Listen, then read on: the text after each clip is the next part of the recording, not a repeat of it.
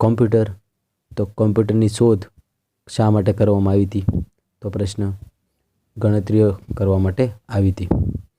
ગણતરી માટે વપરાતા લેટિન ભાષાનો શબ્દ ખાલી જગ્યા પરથી કોમ્પ્યુટર શબ્દ આવ્યો છે. તો કમ્પ્યુટ ઉપરથી કોમ્પ્યુટેરા ઉપરથી કમ્પ્યુટ આવ્યો છે અને કમ્પ્યુટ પરથી કમ્પ્યુટર આવ્યો છે.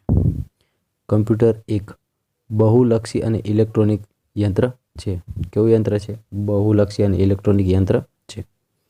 કમ્પ્યુટર બે ઘટકોનું બનેલું છે, હાર્ડવેર અને સોફ્ટવેર. કમ્પ્યુટરમાં પ્રક્રિયા આ ક્રમમાં થાય છે: ઇનપુટ, પ્રોસેસ અને આઉટપુટ. હવે કમ્પ્યુટરની કાર્યપદ્ધતિ વિશે જોઈ લઈએ મિત્રો. કમ્પ્યુટરનું કાર્ય 3 તબક્કામાં વહેંચાયેલું છે, જે આપણે ઉપર જોયું. કયા 3 તબક્કા?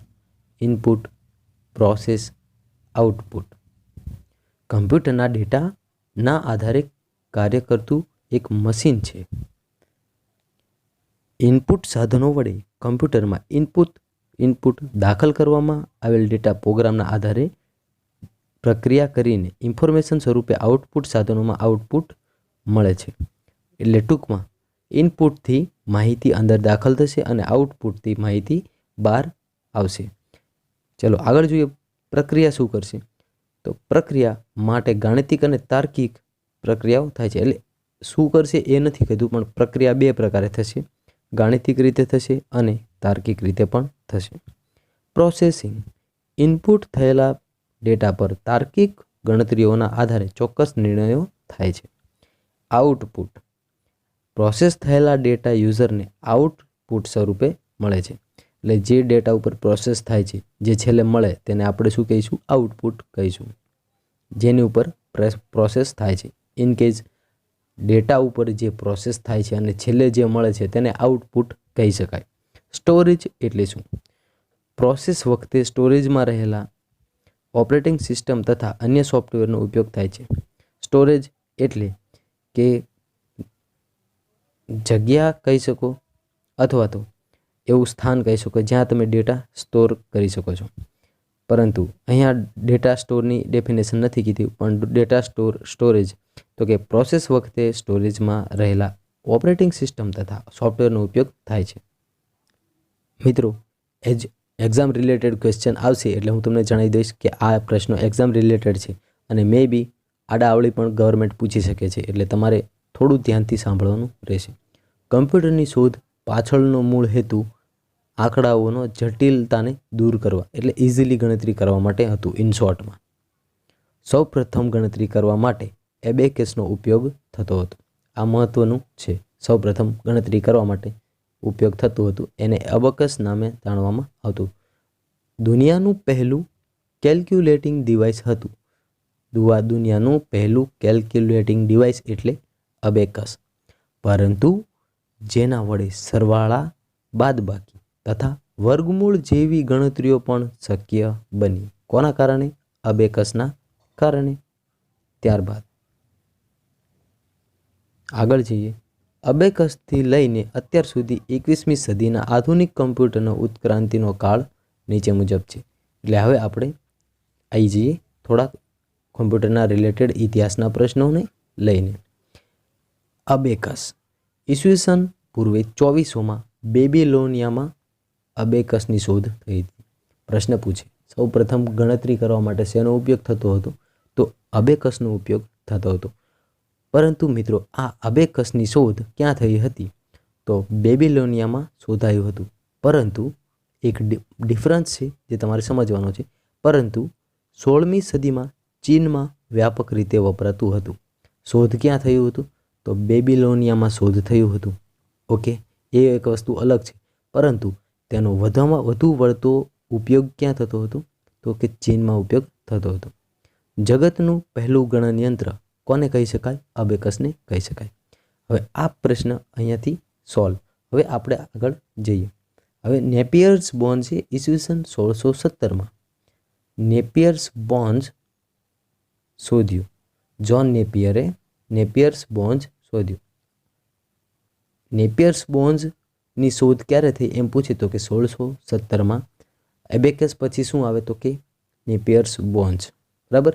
એટલે આપણે યાદ રાખવા માટે એવું પણ યાદ રાખી શકીએ AN. હવે નેપિયર્સ બોન્ડ્સની શોધ 1617માં થઈ અને જે 0 અને 9નો ઉપયોગ કરતું હતું. આ મહત્વનું છે, એક્ઝામ રિલેટેડ છે. 0 થી 9 અંકનો ઉપયોગ કરતું સાધનનું નામ જણાવો. તો નેપિયર્સ બોન્ડ્સ. પણ નેપિયર્સ બોન્ડ્સની શોધ કોણે કરી? તો કે જ્હોન નેપિયરે. ક્યારે કરી? 1617માં. આ તમામ મુદ્દા આપણે આવરી લીધા. હવે થોડુંક આગળ જઈએ. Slide rule. સ્લાઇડ રૂલની શોધ કરનાર વ્યક્તિનું નામ છે વિલિયમ ઓક્ટ્રેડ. 1622માં 2 રૂલર સ્કેલનો ઉપયોગ કરીને સ્લાઇડ રૂલનો બનાવ્યું હતું. મિત્રો, અહીંયા કન્ફ્યુઝન વધારે એક પછી એક શોધ આવે તો તમારે પહેલી શોધ ભૂલી ના જવાય, એટલા માટે થોડું રિવાઇઝ કરાવી દઉં છું. સૌ પ્રથમ એબેકસની શોધ થઈ. બરાબર. તેની શોધ બેબીલોનિયામાં થઈ, પરંતુ તેનો ઉપયોગ ચીનમાં થયો. હવે ત્યારબાદ આપણે એ પછી શું યાદ રાખ્યું હતું? એન યાદ રાખ્યું હતું. એન ફોર નેપિયર્સ બોન્ડ્સ, જેની શોધ જ્હોન નેપિયરે કરી હતી. ક્યારે? તો કે 1617માં. અને નેપિયર્સ બોન્ડ્સમાં એક ખાસિયત હતી. તો શું ખાસિયત હતી? તો 0 અને 9નો ઉપયોગ થતો હતો. Slide rule. વિલિયમ ઓક્ટ્રેડે સ્લાઇડ રૂલની શોધ કરી હતી 1622માં, જે 2 રૂલર સ્કેલનો ઉપયોગ કરીને સ્લાઇડ રૂલ બનાવ્યું હતું. ત્યારબાદ હવે આગળ જઈએ. સ્લાઇડ રૂલ બાદ શું આવશે? તો પાસ્કલાઇન. મિત્રો, અહીંયા સિક્વન્સલી યાદ રાખવા જરૂરી નથી, પરંતુ કદાચ પૂછી લે તો એટલા માટે થોડું જરૂરી છે. તો પાસ્કલાઇન છે એની શોધ કોણે કરી? તો કે બ્લેઇઝ પાસ્કલ નામના ગણિતશાસ્ત્રીએ. બરાબર. ગણિતશાસ્ત્રી બ્લેઇઝ પાસ્કલે પાસ્કલાઇનની શોધ 1642માં એને બનાવ્યું. બરાબર. એ વિશ્વનું સૌપ્રથમ મેકેનિકલ મશીન હતું. મોસ્ટ આઈએમપી પ્રશ્ન અહીંયાથી કહી શકાય. વિશ્વનું પ્રથમ મેકેનિકલ મશીન કયું હતું? પાસ્કલાઇન હતું. ત્યારબાદ લેબનીઝ. હવે લેબનીઝે કેની શોધ કરી? તો કે લેબનીઝની શોધ કરી. કારણ કે લેબનીઝે પોતાના નામ ઉપરથી આ લેબનીઝ નામનું મશીન યંત્ર બનાવ્યું, જેની ખાસિયત એ હતી કે તે સરવાળા, બાદબાકી, ગુણાકાર, ભાગાકાર, વર્ગમૂળ કરી શકતું હતું. મિત્રો, અહીંયા આપણે ટોટલ 5 જેટલા સાધનોની શોધ અને તેના શોધક જોયા. ફરી એકવાર રિપીટ કરી લઈએ.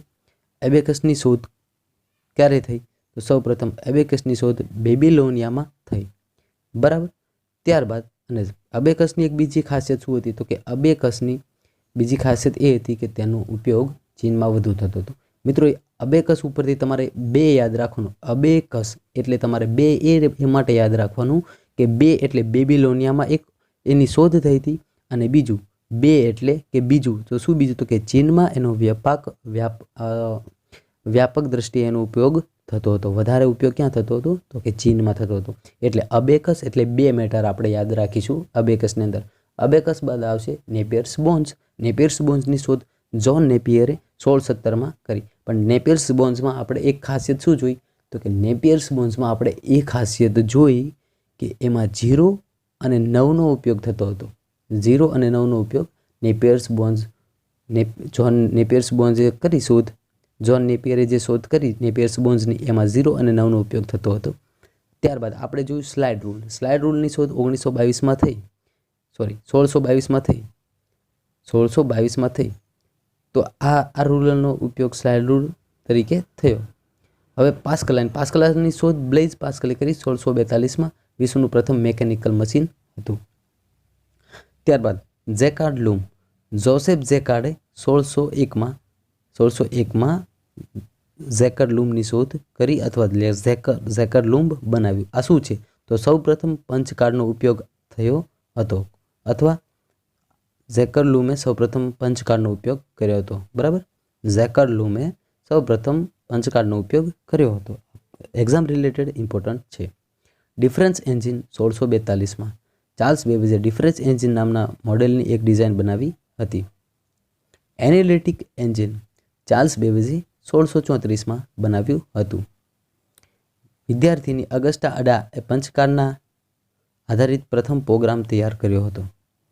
પ્રથમ પ્રોગ્રામર તૈયાર કરનાર વ્યક્તિનું નામ શું હતું? તો અગસ્ટા અડા હતું.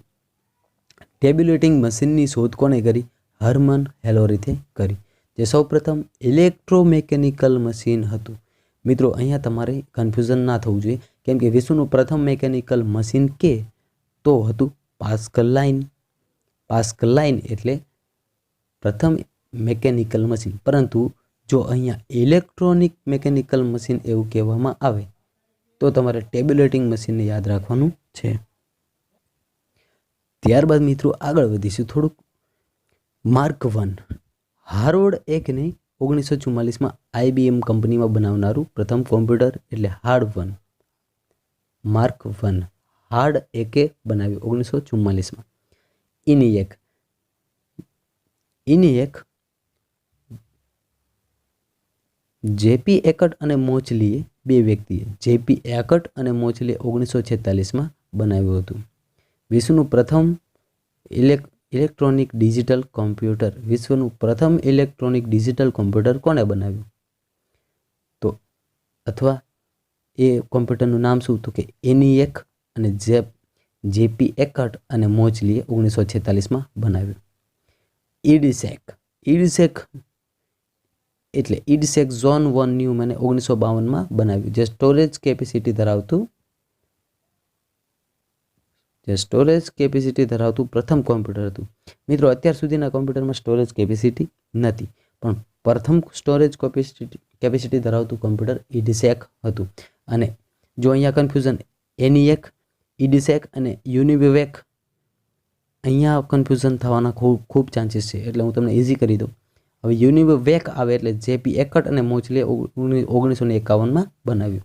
અને IBM 650 એટલે IBM 650 કંપનીએ 1954માં બનાવ્યું. IBM કંપનીએ 1954માં IBM 650 બનાવ્યું. ઓકે,